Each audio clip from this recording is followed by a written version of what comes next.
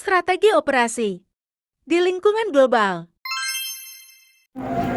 Assalamualaikum warahmatullahi wabarakatuh. Perkenalkan, nama saya Yolanda Mutiara dari kelas manajemen 22A dengan NPM 224111055. Di sini saya akan membahas mengenai strategi operasi di lingkungan global. Nah, perusahaan dengan strategi global membutuhkan Boeing, di mana penjualan dan produksi di seluruh dunia.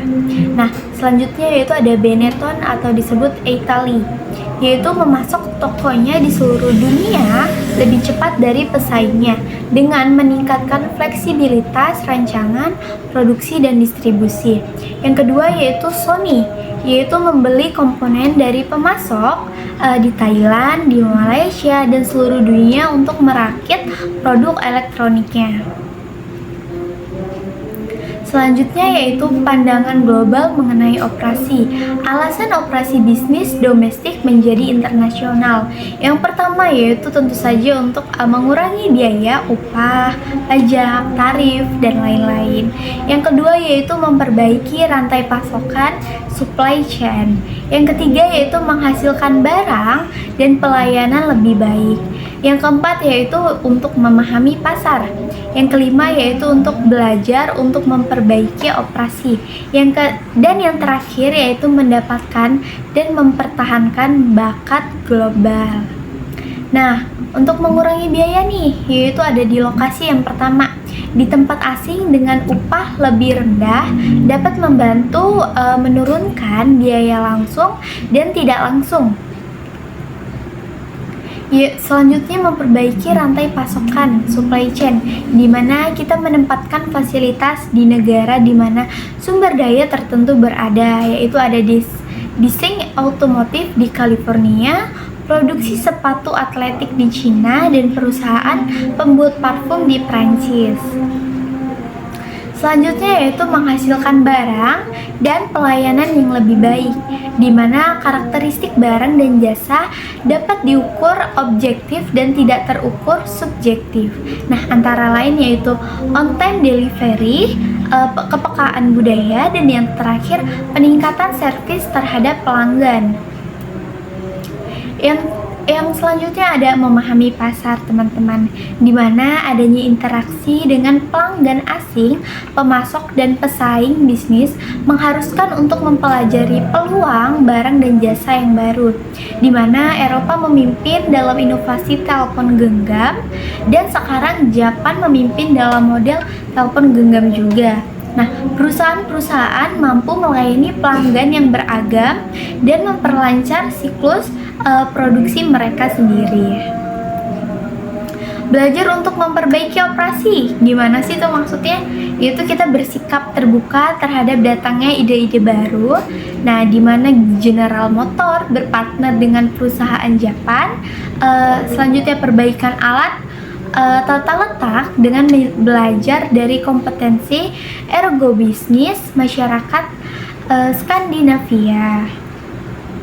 Selanjutnya yaitu mendapatkan dan mempertahankan bakat global, di mana kita menawarkan peluang kerja yang lebih banyak, menyediakan peluang untuk berkembang lebih baik, dan melindungi dari PHK.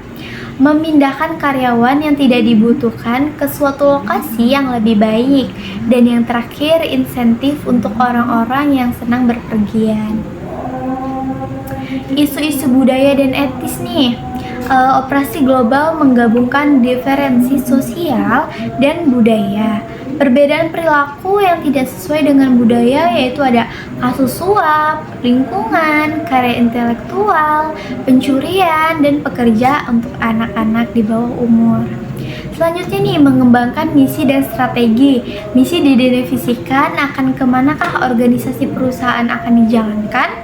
Nah, strategi sendiri yaitu didefinisikan sebagaimana cara organisasi perusahaan untuk mencapai misinya tadi. Nah, misi-misi ini perginya itu berarah kayak kemana kamu akan pergi, tujuan organisasi, apa yang akan disumbangkan kepada masyarakat, dan batasan dan fokus organisasi apa saja yang harus diterapkan. Sedangkan untuk strategi, ada rencana tindakan untuk mencapai misi. Wilayah fungsional mempunyai strategi untuk mencapai misi. Strategi ini memanfaatkan peluang dan kekuatan, menetralkan ancaman, serta menghindari kelemahan. Sekarang ada 10 keputusan strategi manajemen operasi. Yang pertama yaitu perencanaan barang dan jasa, yang kedua ada kualitas, yang ketiga ada perencanaan proses dan kapasitas, yang keempat ada pemilihan lokasi, yang kelima ada perencanaan tata letak, yang keenam ada SDM dan rancangan pekerjaan, dan yang ketujuh ada manajemen rantai pasokan, yang kedelapan ada persediaan, kesembilan ada penjadwalan, dan yang terakhir ada pemeliharaan. Nah, permasalahan dalam strategi operasi itu apa saja sih yang sering terjadi? Yaitu diantaranya ya ada penelitian mengenai strategi manajemen operasi yang efektif. Yang kedua, mengidentifikasi beberapa prasyarat untuk mengembangkan strategi manajemen operasi yang efektif. Yang ketiga, yaitu melihat dinamika pengembangan strategi manajemen operasi.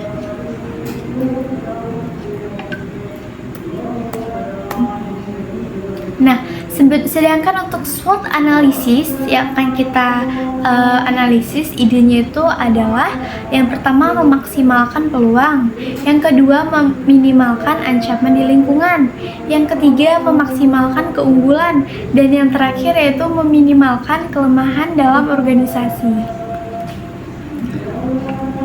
Untuk proses pengembangan strategi sendiri yaitu ada analisis lingkungan, menetapkan visi perusahaan, itu udah.